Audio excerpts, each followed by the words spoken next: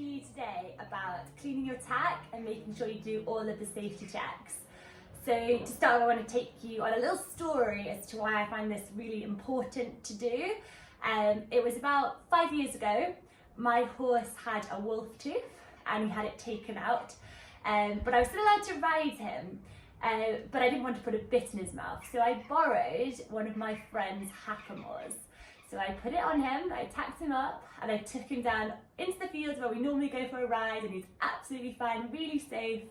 And I got to the bottom of the hill, and one of the builders that was building a new house at the bottom started banging around with a cement mixer. So this really made the horse I was riding quite angry. He was a very brave horse, he wasn't scared of much. So if something was a bit out of the ordinary, he'd shake his head at it and try and find out what was wrong. So he shook his head and the whole of the hackamore fell off and it all flopped to the side of his face. So basically I had no bridle.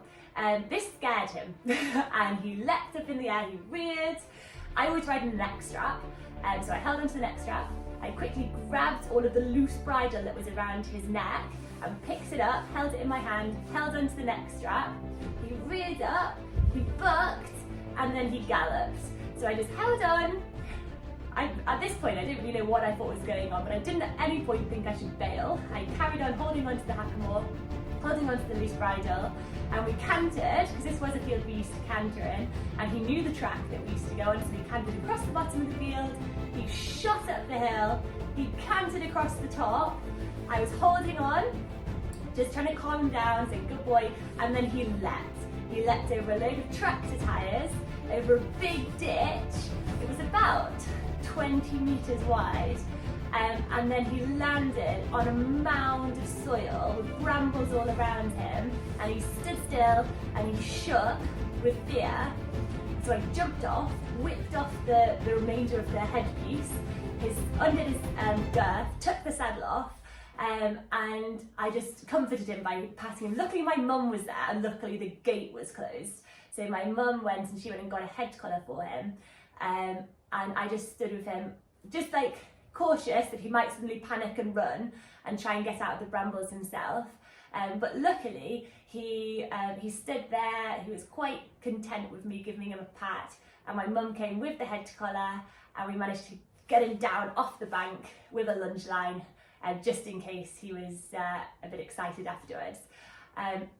Now, I had a lucky escape, but what I should have done before I put on that hackamore was check the stitching. It was really weak. I was lucky the whole thing didn't fall off. Luckily one side just broke, not both sides, so I had a chance to grab it. But you must always check your tack, check the stitching. If you borrow anybody's tack, please check that it's in good condition and won't break. I got away with it, and ever since then I've cleaned my tack after each time I ride. I just check all of the stitching. You might not have time to do that, but today hopefully there's a few hints of what you can do after each ride and what you can do once a week just to make sure your tack is good. We're in lockdown at the moment, so you won't be going to pony club rallies and you won't be getting your tack and turnout, so there'll be no one there to check your tack is correct and safe. And that's the most important thing about cleaning your tack, is checking that before you get on your horse, your tack will not fall apart. When you get into a car, you put your seatbelt on, so we should always make sure that before we get on a horse, our tack will not break. I hope you enjoy the little presentation.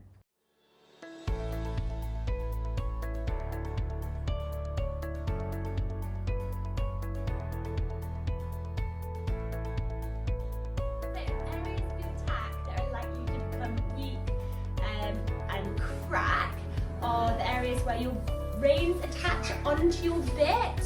So this part here, I'll draw it a little bit closer to you. So we want to make sure we check here. We want to check where our cheek pieces attach onto the bit. These get quite a lot of wear and tear. The other important parts to check are where your girth buckles attach onto your girth. So here, on this girth would be this part. If I bring it out, it might be a bit easier. So you want to check the stitching here is all okay. You'd also check the elastic. The other important part to check is where your stirrup sits on the stirrup leather when you're riding, and also the stitching underneath. and to make sure that's all intact. Okay, so the first step that we want to do when we clean our tack is first of all boil the kettle. So hopefully you've got a kettle. If not, hot water is great. So we're just going to make sure we've got that kettle on, ready to get some hot water. Because the first process of tack cleaning is to make sure we get rid of all of the grease. So I'm just going to get a bridle. So with me one second. So this bridle has no bit attached and no rings, but I'll just work through what you need to do with it to start with, okay? So whilst the kettle's boiling, we can undo all the parts of the tack, all the buckles. So this one is a Micklem bridle, so it's slightly different. I should have picked a different one. So we just undo all of the buckles, and we can lay them out on the side. Newspaper is great to lay them down on if you're doing it in the house. So just undo all the individual parts, and there we go, the kettle's boiled now. So I just whiz through these. And a good thing to do when you're cleaning your tack, if you're wanting to remember the names of all the different parts, is to go through in your head and say, or out loud and say, right, this is the brow band, then we put the brow band down. Okay, so all the parts of the bridle are now well done. So now we can pour the hot water into a bucket. Oops, stirring it. And then we sort of top it up with a little bit of cold water because we don't want it to be too hot. We don't want to burn ourselves. You might want your mum to help you with the kettle if you're using one of those. And then we'll just check the temperature. So I've got gloves on, take them off.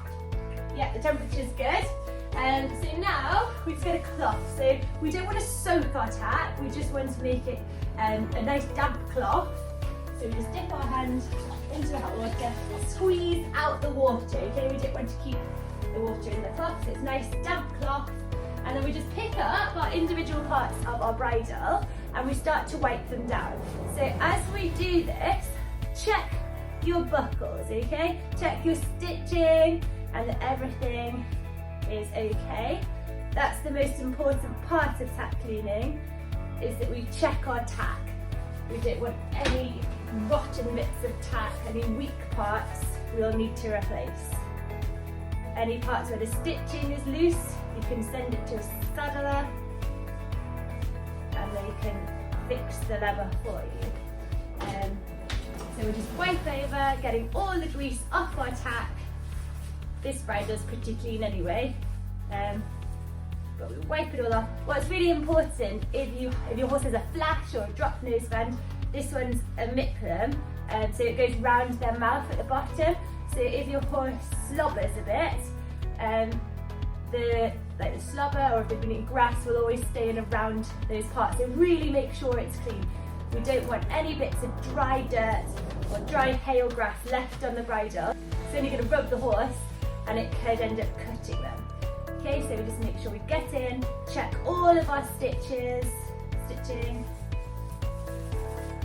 And it's looking pretty good. So the last piece.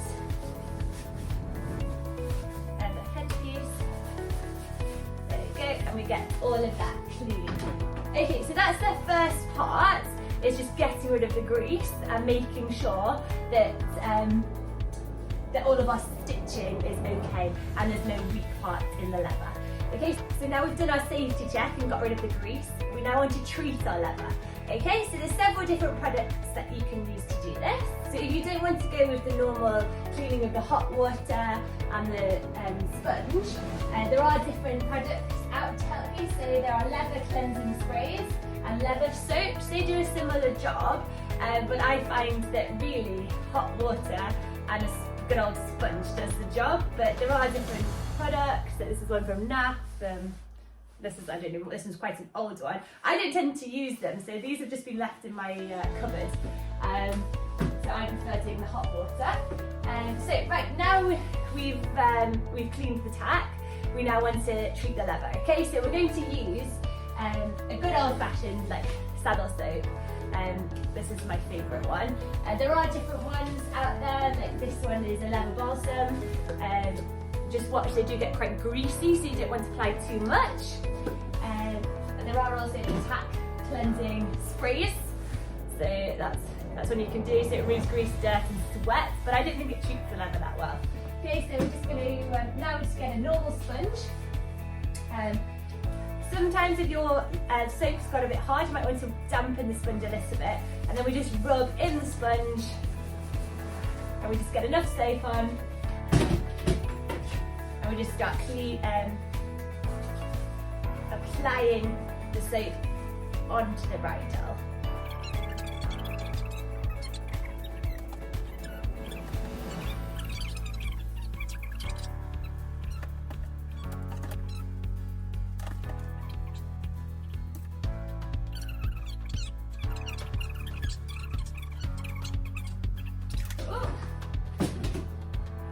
Okay, so now we want to put together our bridle again, but before we do that, there's one really important part of the bridle that I get very annoyed if I see dirty. So we'll go into that now.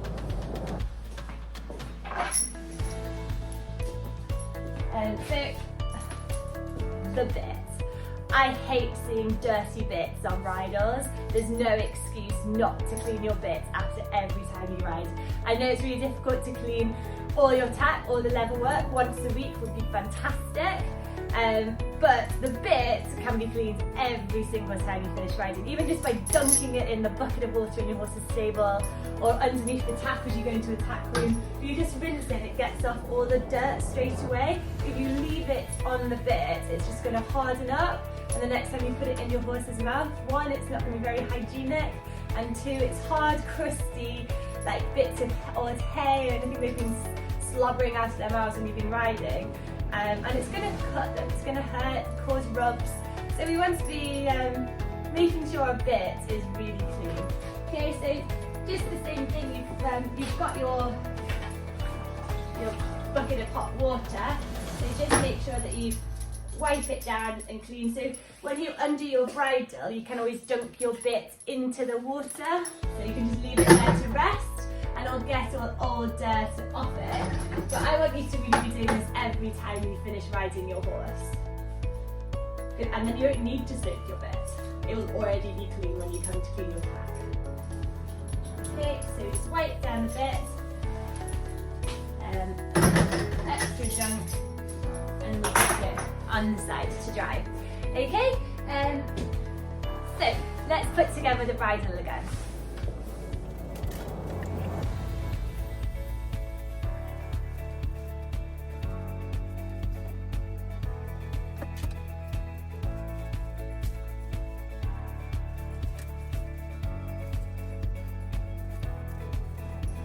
Okay, so our bridle has been put back together again, apart from we've got no reins. Okay, so we're going to look at the reins now because they're a really important part to check on the bridle. So the reins. Okay, before we put these back on the bridle, I just want to draw your attention to the weak parts of the reins. So it's where the leather bends before it goes into the buckle. This part here it can get quite weak, so you want to make sure that that leather's nice and supple, there's no cracks in it, and also the hole that the buckle goes into, that can sometimes get too big, and then it can slide out of the buckle. The other part on the reins is the buckle at the end. Again, like where you hold your reins, just making sure that that buckle hasn't become too loose so it might come undone. With the reins, when you're cleaning them, that's where most of the time you get most of the grease off the pony's neck. So again, making sure all of that grease has been taken off. Okay. Now these bridles have become quite fashionable recently. So we've got like the diamante brow band, and you've got the material on the leather. So we've got a very sparkly one. This isn't leather, this is suede with a bit of a diamond in it. So these bridles need to be cleaned slightly differently. You wouldn't want to soap on top of the suede. Okay, so use common sense here. We can just use a nice damp cloth to wipe over the suede part. It shouldn't get too dirty anyway because it's not touching the horse. And then with the diamante brow band, again, just being really careful when you clean around them. So, the girth. Another really important part of your tack to check on and to keep clean. We want to make sure that the buckles, the stitching is all okay. If you have an elasticated girth like this one, you want to make sure that the elastic isn't starting to become weak, because then it will be likely to snap, and you don't want it to snap when you're riding. Also really important to keep your girths clean. In the summer, if your horse is getting sweaty, or in the winter when it's more likely to be greasy because you can't wash them. We want to make sure that our girths are not dirty, especially in where the horse's elbow is. So you want to wipe over your girths if you have time. Your bits, your girths, they need to be wiped over after you ride. If you don't keep your girth clean, you can sometimes end up with your horse getting girth balls. So we want to prevent any injuries to the horse, so we want to keep the horse as comfortable as possible. So making sure we keep our girths lovely and clean is ideal for doing that. So again, martingales and breastplates, they're important to make sure we definitely check those as well. Underneath the saddle, this part of the martingale gets wet quite often because we're going through puddles on hacks. You want to make sure that you don't have any part of the martingale weakened from the water. So keeping this nice and soaped and oiled is a really good idea. But also making sure you check it, because sometimes it can just like mound up with mud, and if you don't bother cleaning your martingale, because you forget about that, because you've cleaned your bridle, your martingale must be checked, because if it snaps when you're out riding, it can frighten the horse, and also it won't be doing its job.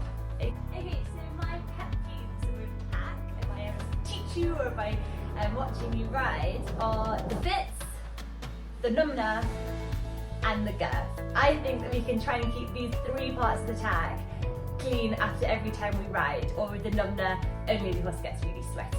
Okay, so let's start with the bit. I've already gone through this a little bit. After you ride, dunk your bit attached to your bridle into some water, wash it off, dry the leather around it. We don't want bits like this. I don't know whose this is. It's in my tack room. It doesn't belong to one of my horses. But it's dirty. Look at that. All the dirty bits of grass around the edges. They can cut your horse and really hurt. Okay, so we want to make sure that we get rid of all those dirty parts. The second thing is girths. We can wipe down our girth. Okay, take the grease off the edges where the girth sits and the elbows are behind. Okay, just a simple wipe. You can wipe underneath it as well if it gets dirty. The ones weekly clean, you can wipe the whole thing over, but after each ride, if you see grease there, just wipe it down. It takes 2 seconds, so try and do that. And the other thing is numbers. It's not so bad in the winter, but in the spring and in the summer, when your horse gets quite sweaty, you often find builds up of grease in the numna and hair when the horse is molting. Okay, I want nice clean numnas. You don't have to wash it after every time you ride. You can brush out the hair if it's sticking to it, and once it gets a bit dirty, you can wash it. So we want to try and think of keeping our numnas as clean as possible. Okay, I know it's quite hard to do, but like once a week wash, or in the summer maybe a little bit more often, but try not to keep your numna on for the whole of the summer holidays.